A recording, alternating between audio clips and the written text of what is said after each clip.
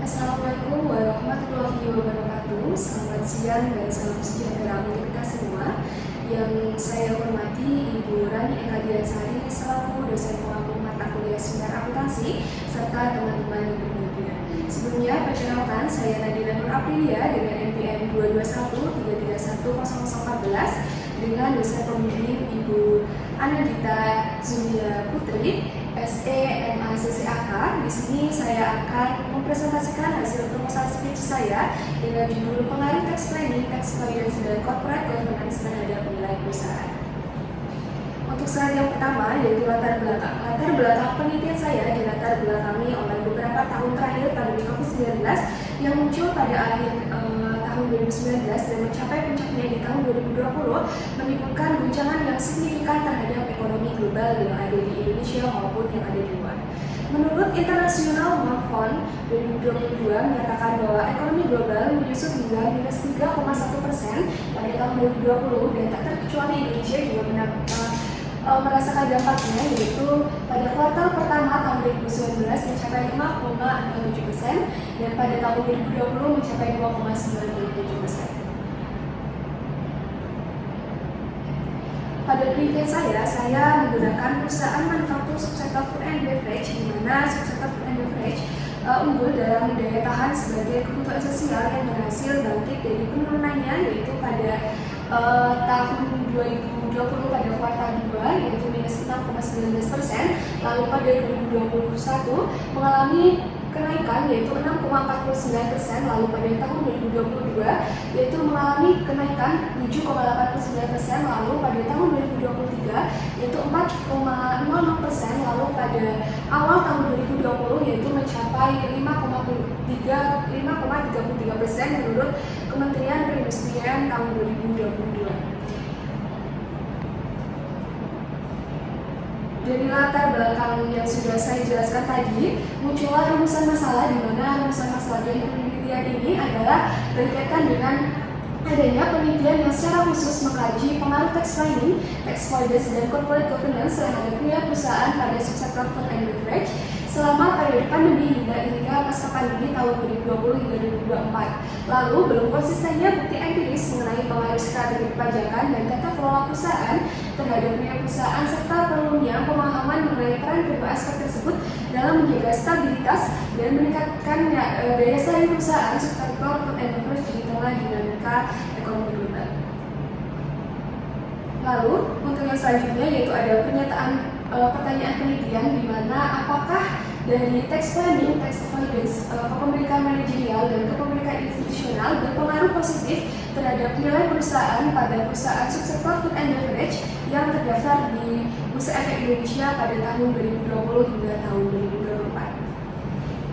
2024. Lalu dimulai tujuan penelitian, di mana yang pertama yaitu untuk mengetahui pengaruh positif tax planning terhadap nilai perusahaan pada subsektor food and beverage yang terdaftar di BEI periode 2020 hingga 2024. Lalu untuk mengetahui pengaruh positif tax avoidance terhadap nilai perusahaan pada perusahaan manufaktur subsektor food and beverage pada tahun 2020 hingga tahun 2024. Yang ketiga yaitu untuk mengetahui pengaruh positif kepemilikan manajerial terhadap nilai perusahaan pada perusahaan manufaktur subsektor food and beverage yang terdaftar di Bursa Efek Indonesia tahun 2020 hingga 2024. Yang terakhir yaitu untuk mengetahui pengaruh positif kepemilikan manajerial terhadap nilai perusahaan yaitu pada perusahaan manufaktur khususnya subsektor food and beverage yang terdaftar di Bursa Efek Indonesia pada 2020 hingga tahun 2024.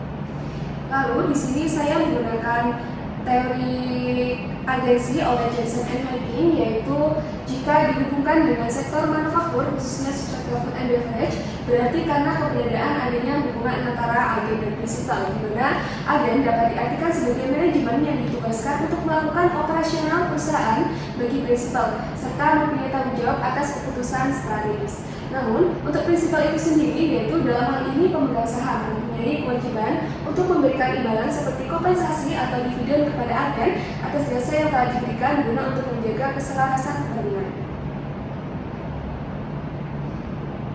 Untuk yang selanjutnya yaitu terdapat penelitian terdahulu. Perbedaan utama penelitian ini dibandingkan dengan penelitian sebelumnya terletak pada objek penelitian, rentang waktu, serta variabel-variabel yang digunakan.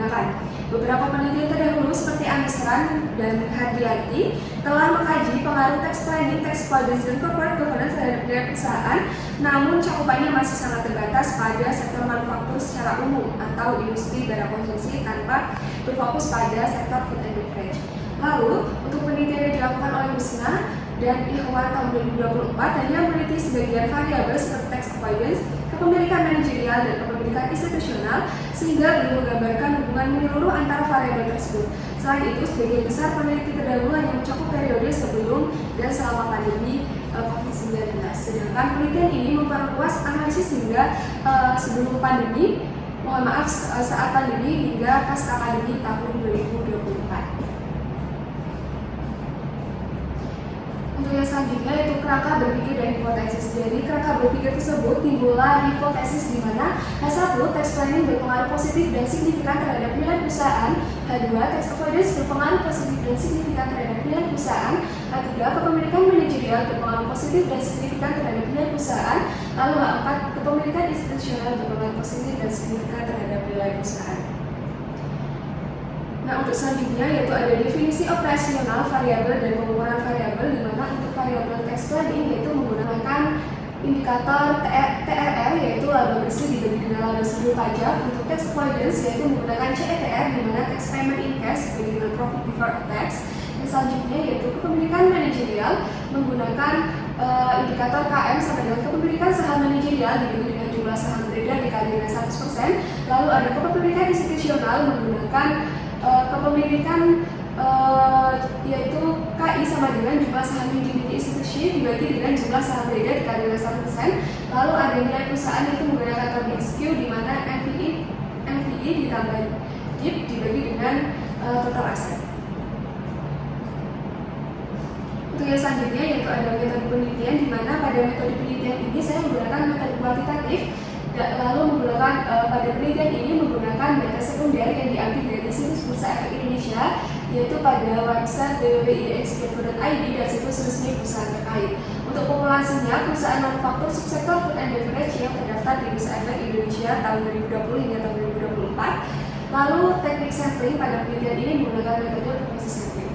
Adapun kriteria sampel penelitian ini yaitu yang pertama perusahaan manufaktur subsektor food and beverage yang terdaftar di BNI tahun 2020 hingga tahun 2024. Yang kedua, perusahaan manufaktur subsektor food and beverage yang terdaftar di BNI tahun 2020 hingga tahun 2024 yang menerbitkan laporan keuangan dan laporan tahunan yang dapat diakses melalui situs resmi BNI dan situs resmi perusahaan terkait. Lalu yang ketiga yaitu perusahaan manufaktur subsektor food and beverage yang memiliki data lengkap dan dapat diolah untuk setiap variabel penelitian di tahun 2020 hingga 2024. Lalu untuk metode analisisnya, teknik analisis data yang digunakan dalam penelitian ini adalah analisis kuantitatif dengan memanfaatkan perangkat lunak yaitu SPSS. Analisis seperti analisis statistik deskriptif, uji asumsi klasik, meliputi uji normalitas, uji multikorelasi, uji autokorelasi, dan uji heterogeneisitas. Untuk uji hipotesis itu sendiri ada uji T, uji F, dan uji determinasi. Mungkin sekian presentasi dari saya, kurang lebihnya mohon maaf. Sekian, wabillahi taufiq wal hidayah. Wassalamualaikum warahmatullahi wabarakatuh.